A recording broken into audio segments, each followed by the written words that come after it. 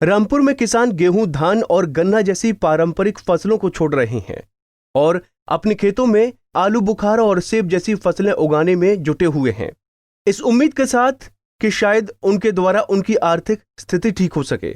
दरअसल किसान अपने खेतों में पसीना बहाकर गेहूं, धान और गन्ना जैसी पारंपरिक फसलों को लगाता है, लेकिन उसकी आर्थिक स्थिति नहीं सुधरती क्योंकि फसलों का भाव किसान नहीं बल्कि बनिए की दुकान पर खोला जाता है। शायद यही वजह है कि एमएसपी को लेकर किसान इस कड़कड़ाती ठंड में सड़कों पर जमे हुए हैं और सरकार से गुहार जरूर लगा रहे हैं, लेकिन उन्हें सरकार से अभी तक कोई भरोसा नहीं मिला है। इसलिए अब किसान गेहूं, धान और गन्ना जैसी पारंपरिक फसलों को छोड़कर अन्य फसलों को लगाने में जुटे हैं। वहीं किसान ने बताया कि वो बहुत परेशान हैं, उनको काफी समय से गन्ने का भुगतान नहीं मिलता है। आज हम अगर गन्ना फैक्ट्री को देंगे तो उसकी पेमेंट सालों के बाद मिलेगी। इसलिए किसान ने सोचा है कि सेब की खेती की बजाय, जिससे किसानों को लाभ होगा। किसान अपनी आमदनी बढ़ाने के लिए नई नई खेती कर अपनी किस्मत आजमा रहे हैं। किसान बहुत परेशान है।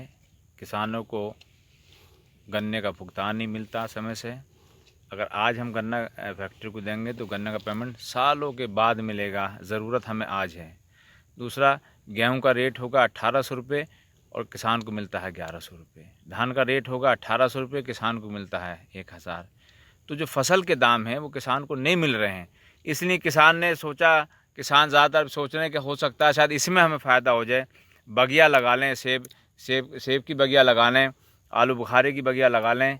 आपने सुना होगा, हमने भी सुना है कि साहब शिमला के सेब खाए हैं, कश्मीर के सेब खाए हैं।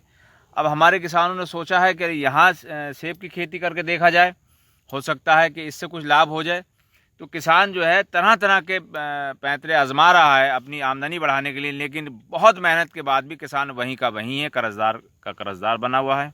आजकल नियम निकाला सरकार ने, जो हम एमएसपी का है और जो कॉन्ट्रैक्ट फार्मिंग का है, तो ये किसानों को तो समझ में आ नहीं रहा है और ना ये समझा पा रहे हैं।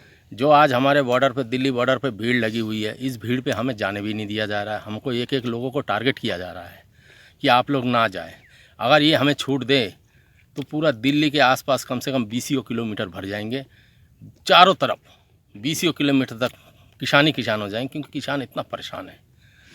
जो इन्होंने कॉन्ट्रैक्ट फार्मिंग का बताया है, ये कॉन्ट्रैक्ट फार्मिंग से हमें बहुत फ़ायदा होगा, लेकिन मैं समझता हूँ कि कोई फ़ायदा नहीं होगा, क्योंकि हम लोग पार्सलें भी लगा के देख चुके हैं। हमारे यहाँ शीतकुल में एक कंपनी है ग्राफिटी के नाम से, जब भी पार्सलें लगाती है कॉन्ट्रैक्ट पे, और जब पार्सलें तैयार हो जाता है तब वो लेती नहीं, क्योंकि उसके पास ऑर्डर नहीं होता है। एक तरफ जहां दिल्ली में किसान नए कृषि कानून को लेकर आंदोलनरत हैं, तो वहीं रामपुर में किसान परंपरागत खेती को छोड़कर व्यावसायिक खेती में जुट गए हैं, जिससे उन्हें अच्छा मुनाफा होने की उम्मीद है। पंजाब केसरी टीवी के लिए रामपुर से रविशंकर की रिपोर्ट।